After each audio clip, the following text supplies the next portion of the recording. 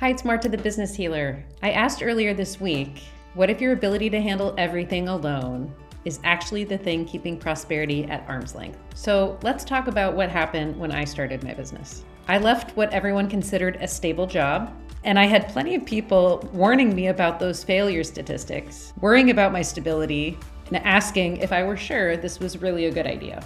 And I wanted success. I wanted to help people. I wanted to create impact. And I also wanted to pay my bills. I had to address my own fears about being in charge of my destiny, about stability, and about the possibility of failure. Because my life experience up to that point had showed me competence in someone else's structure felt safe, but creating my own, that required something different.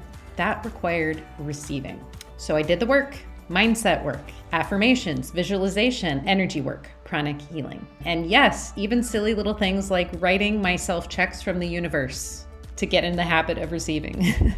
Because I realized just because I was capable did not mean my channels were open. And here's what happened. While many of my former colleagues at that stable job were getting furloughed, my business doubled. I was growing. And then the business doubled again. Next month marks 7 years of business full-time.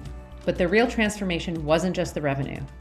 It was the courage to redesign the work itself, to move from consulting and coaching to an overt focus on healing as a business tool, so I could better help leaders that were feeling stuck or frozen like I was. Because what I learned is competence can keep you stuck in someone else's structure, but receiving, that's what lets you create your own.